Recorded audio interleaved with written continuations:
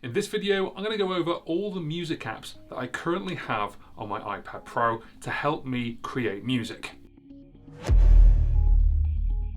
Hey guys, what's going on? It's JP here. Welcome to the channel. If you've never been here before and you want to learn all about music tech and looping, then start now by clicking the subscribe button, hit that bell, and you won't miss anything. So if you are an iPad musician, or even if you're just a musician yourself and you've got an iOS device, then you'll know Christmas is coming around the corner. Maybe people don't know what to get you and they go, well, we'll just get them a voucher. Well, maybe get you an iTunes voucher, because I'm going to take you through a couple of apps and maybe these are the ones you want to download over the Christmas period to get you up and running making music in 2021. Of course, if you want to download them straight away, I'm going to put a huge list in the description box below of all the apps that I'm talking about today. And stick around to the end, because I'm going to talk about a couple of essential accessories that I couldn't go without when we're doing music creation. Without any further ado, let's dive in and let me show you my music folder. So this is my music folder. There's a couple of pages and we're going to start with music memos. Music memos is like voice memos but for music, where you can get down your ideas, your lyrics, where it adds things like a tempo, and it can even add things like drums and a bass line. The great thing about this is you can export it out to GarageBand, which leads me nicely onto the second one. GarageBand. GarageBand is Apple's free DAW. It's a fantastic app and has lots of creativity about it, where you've got things like live loops right through to tracks. If you plug in a microphone or an audio interface, you can create an entire track. In January of 2020, we created an entire song from scratch to production using both music memos and GarageBand, and I'll leave a link to that video now. If you want a different kind of DAW, the next one is AUM, or some people call it AUM. AUM is a little bit like a blank piece of paper where you can bring in different tracks and different things from different tracks. For example, I could bring in a synthesizer, say Synth 1, and I could bring in a looper and Loopy HD, and that's just one track. And you can have as many tracks as your iPad or iOS device can handle. You can also bring in a lot of effects, and it's a really different way to think about DAWs. The next app is Audio Share. If you are a musician and you're looking to move your music around or file your music or organize your music, you need Audio Share. In fact, I don't know many iOS musicians who do not have Audio Share. It is fantastic and it can do lots of different things. It's great for bringing audios in, it's great for file management, and it's great for sending it out and also organizing your final mixes. The next four apps are looping apps, starting with Loopy HD. Loopy HD has been around for quite a few years and I am very au fait with it. If you have a search for Loopy HD on YouTube, you'll find me, because I did a tutorial all about it. And I'll leave that in the cards for you to go and watch if you want to. The one thing I like about Loopy HD is that each loop is a circle and you can do lots of things with it very, very quickly. And even though it's an iOS device, it's very tactile. You can also add things like MIDI control, and I think this app did spawn the other looping apps on the iOS platform. It was one of the first looping apps there, and it's been used by professionals and amateurs alike around the world. Have a look at my tutorial for Loopy HD. The next one is L7 Looper, and this is made by AudioKit. L7 does what AUM does to GarageBand in the sense that it's a blank canvas. You start with one track. Instead of using circles for loops, they use bars, which is very similar to things like the Headrush looper board or the new RC5 and the RC500. What's nice is the L7 Looper has some built-in effects and some very decent MIDI controls. The third looping app is Quantaloop Pro. Now, this is the one that feels most like a pedal board. Definitely built on the grounds of things like the Boss Loop Station and the Boomerang range. This thing is really, really intuitive. The fourth one is Group the Loop. Group the Loop has been, again, around for ages, and it's one of these ones that's really, really clever as a one-page, does-all kind of looper. I think what Group the Loop was trying to do was marry the simplicity of a pedal board with, obviously, the advantages of things like Loopy HD and where L7 has come from. Group the Loop does a really nice thing where you group loops together, so you can have loops for verses and loops for choruses, but you can have one loop, which is the master loop for drums, which doesn't stop. As people on the channel will know, I've played with lots of different loopers and loop apps, and these are the top four that I use all the time. Video. DistroKid artists can now upload looped videos to Spotify. This is really engaging and gives a new video element to your music. Now, when someone listens to your music on the Spotify mobile app, you can show them a video instead of your regular artwork. Spotify call this Canvas, and it's really cool, and it's available to all DistroKid artists. The easiest way to upload your video to Spotify is by using the Spotify for Artists app, which is a mobile app available on both iOS and Android. So sign in to the Spotify mobile app, click the library icon at the bottom, it looks like a couple of books. Pick a song that you've distributed through DistroKid, click Create Canvas, and then pick a video from your library. Now the video needs to be between 3 and 8 seconds long, but don't worry, if you pick a video that's longer, the app will help you edit and cut that down to size. And that's it. Next time someone listens to that track on Spotify using the mobile app, they'll see a looped video which is between 3 and 8 seconds long. This service is completely free for anyone who distributes through DistroKid, and DistroKid have a fantastic price, which is $19.99 to upload as many tracks as you want. Tracks, albums, singles, EPs, for one price per year. Here on the channel, we can give you 7% off your first annual membership with DistroKid, so have a look at the link that's on the screen now. It's also in the description box below, so give it a click and start distributing your music today. The next 8 apps are all made by AudioKit Pro, starting with Synth 1. It's a fully functional and ad-free hybrid analog FM poly synthesizer. It has loads of presets to get you started and preset banks for you to import and export your own. The nice thing is AudioKit Pro do keep updating with new banks of presets, and it can be used as a AUV3 plugin going straight into your digital audio workstation. It's a monster of an app and it's completely free, and I'd recommend to download it. Next on my list is FM Player 2, again by AudioKit. This is the DX synth, reproducing the sounds of the DX7. It was made famous by Herbie Hancock playing it in the studio, and has classic, famous 80s FM synth and EP sounds. The really nice thing about this, it has over a gigabyte of sounds that are compressed to under 300 megabytes, so it doesn't take up that much. The nice thing with the AudioKit synthesizers is the keyboard looks pretty much the same. The user interface is very familiar, with the top and bottom bar being pretty much identical, and the middle section is where you get your different sounds. Next on the list is the Digital D1. The Digital D1 is a synth that I've been wanting for a little while, and I've only just added it to my list. It's an 80s and 90s synthesizer with lots of different presets and loads of different effects that you can personalize with 64 voice hybrid digital polysynthesis. It became one of the top iOS music apps of 2018, and again has things like AUV3 plugin support to work with GarageBand or AUM. The next one on the list is a limited edition app, which is AudioKit Pro's first limited edition app, which was the base 808 synth. Now, as I'm currently talking to you right now, it is available for $3.99 for a limited time. Its regular price, its sold out price, is $99. The app is currently in a series of 10 limited edition apps, and this thing is an absolute monster. The 808 synth is perfect for earth-shaking subs and creating your custom electronic drum sounds. It's perfect for 808 kick basses. The fifth app by AudioKit that I have on my iPad is House Mark 1. I was made aware of this app by Henny the Business from YouTube because he had a massive hand in making this app. Since its release, it's been used by pro musicians for artists from Justin Timberlake to Alicia Keys to Eminem. It's giving you a famous vintage electric piano, and it was recorded and lovingly hand edited by award-winning producers. It's easy to use, it's under 150 megabytes, and again, it's got that really nice AudioKit Pro user interface. Have a look at my review of this on the cards right now. Retro Piano was the second limited edition app by AudioKit, and it gives you a signature retro piano sound. It's got a really nice vinyl sound to it.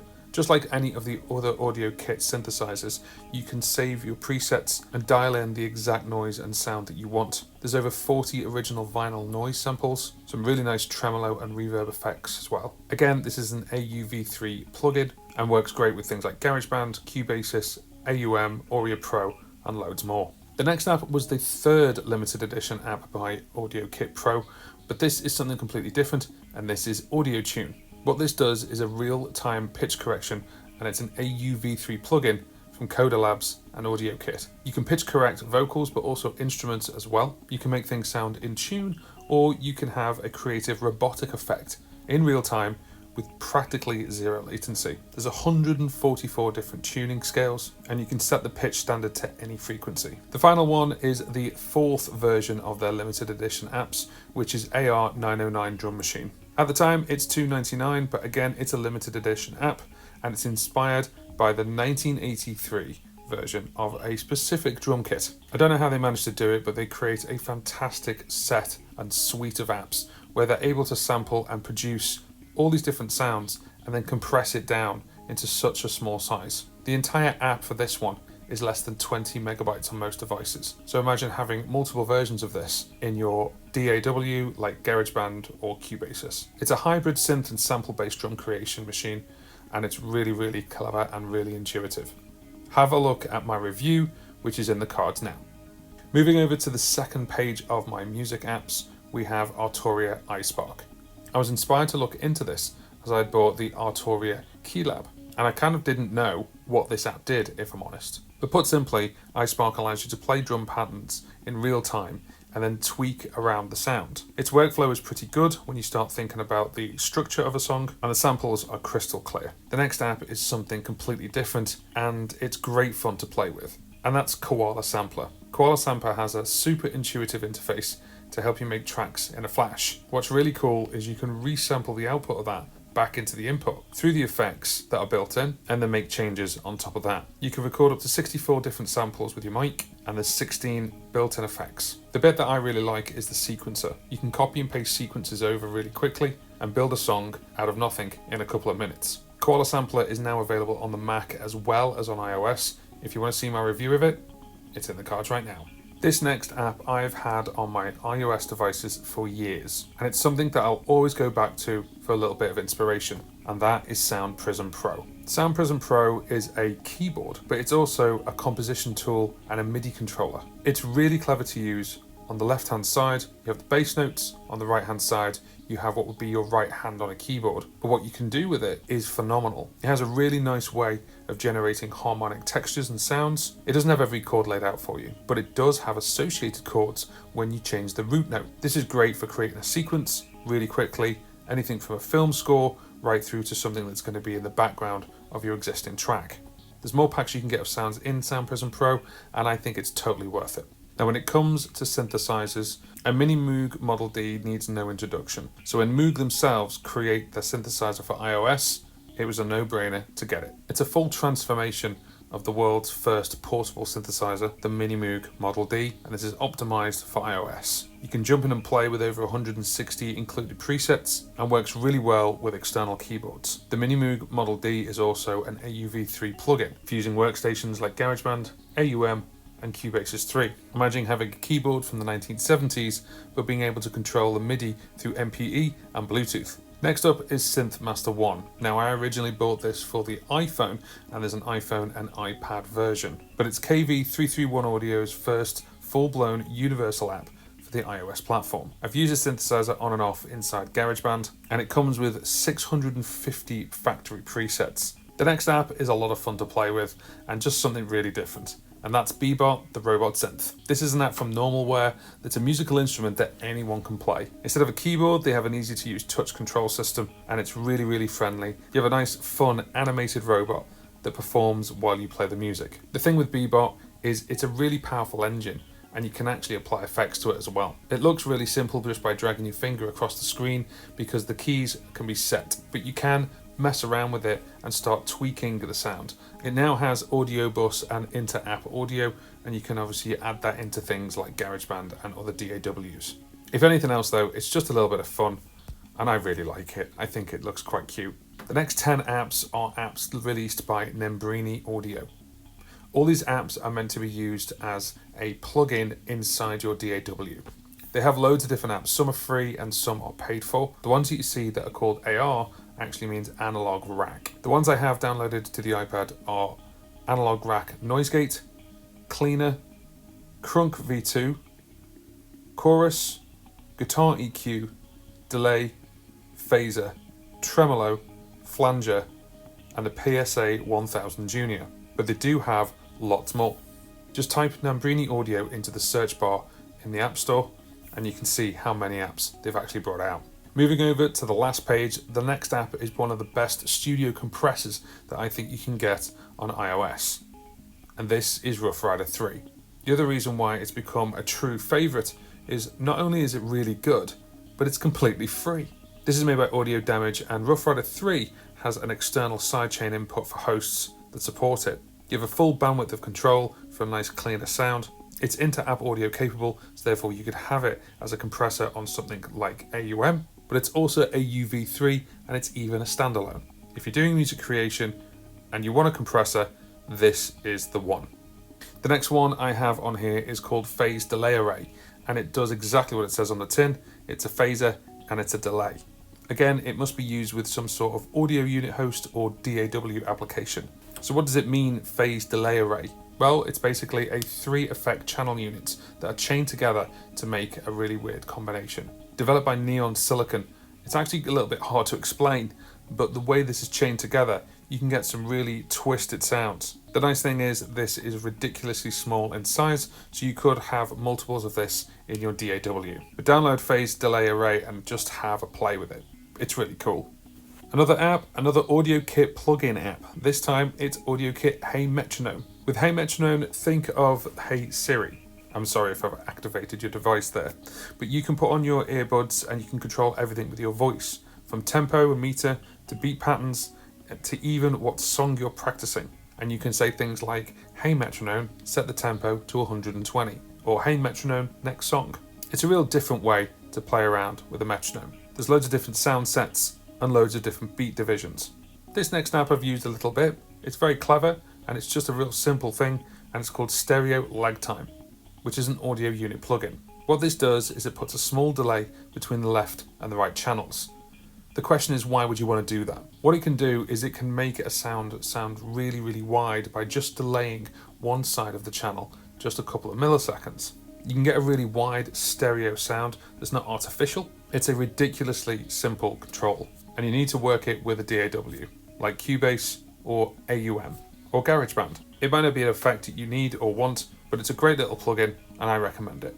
Another app from Neon Silicon, and this one is LRC5. This is a 5-band EQ audio unit. Again, this needs to be used with a host or a DAW application. LRC5 is a 5-band EQ, which has a low shelf, a high shelf, and 3 parametric peak cut filters. This is really, really useful and something that I think is missed in certain DAWs. You've got some really nice fine controls where you can play around with the shelf and also the Q or slope. What's also nice about it is if you don't have massive knowledge about EQing, it has some nice presets that you can play with to get the sound that you want. Tape Cassette 2 is an AUV3 tape cassette effect. Again, it's an audio plugin that you need to put into your DAW. You can use it standalone and it's AII audio effect as well. So I could throw this into something like Quantiloop Pro or GarageBand. It's got some nice improvements from the previous version with an output level control and auto gain, but it's also got some nice presets. I really like the one called Grandpa's Piano. It's a simple little thing, but I really like it, and it's another thing to add to your arsenal. And now for something completely different, the iOptigan. The Optigan was a chord organ from the early 70s, but it's mainly remembered from its unique system of sound reproduction using optical discs. It had basic loops in different chord structures, and each disc contained a specific style of music which you could load up. The Optigan had quite a scratchy sound to it, and it was a lot to be desired. But this version is a true representation of the Optigan, right from its good parts and its not so good parts. But one thing's for absolute certain, this app is a lot of fun. 25 of the original 40 discs are included, the remaining 15 can be purchased individually or altogether as a complete pack. Now the Optigan is not everyone's cup of tea, but I really like it. I actually find it really useful as a discovery tool, thinking about different genres. It's really simple and really easy to use, and it's got some pre-saved loops at the top, and then you've got your chord progressions underneath. Some sounds do have a lot to be desired with, but I do like the fact that it comes with a built-in keyboard, and you can always get some more packs. The final app I have in my music library is Cubasis 3.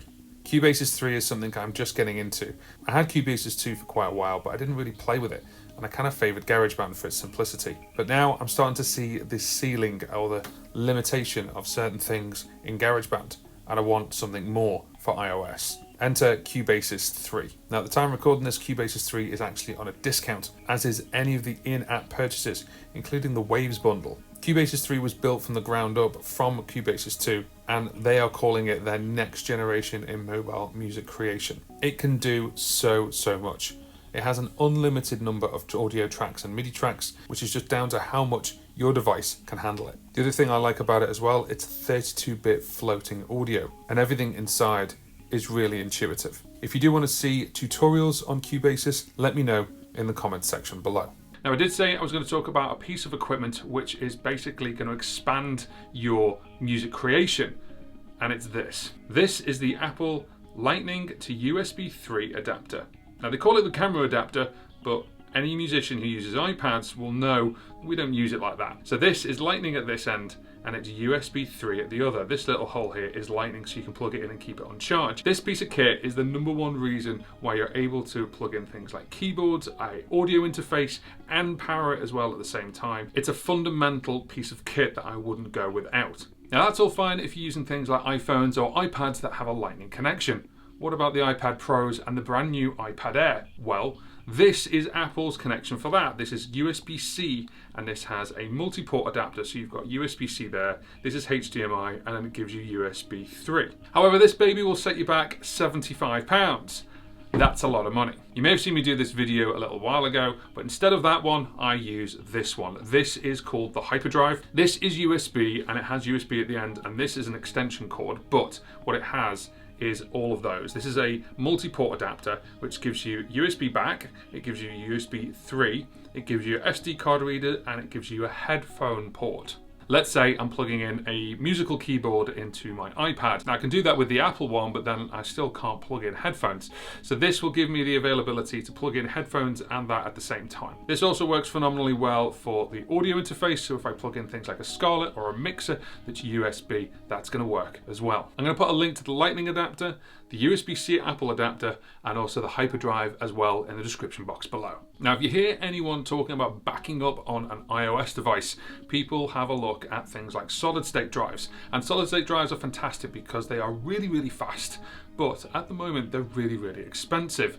People lean towards things like the Samsung T5s because they're really, really reliable. I have found this. This is a 1 terabyte SSD. It is smaller than a Magic Mouse, an Apple Magic Mouse. This was the cheapest one I could find at the time, with a 1000 megabyte read-write speed that's 1 terabyte and was £150. Now, the price of SSDs is coming down all the time, and that's only a great thing for consumers. But if you want to check this out, this is called the Crucial X8.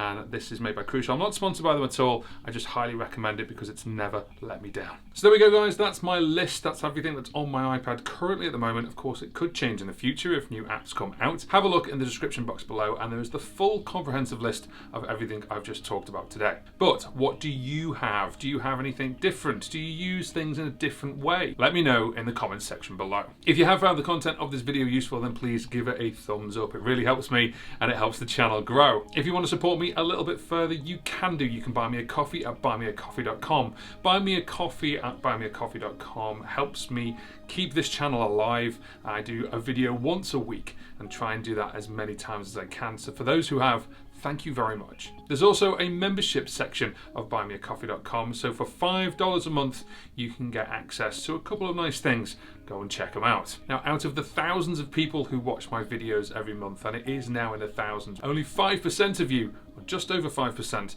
are subscribed. So click the subscribe button, hit that bell, and you'll know when one of my new videos comes out. Thank you very much for watching, and we'll see you on the next one.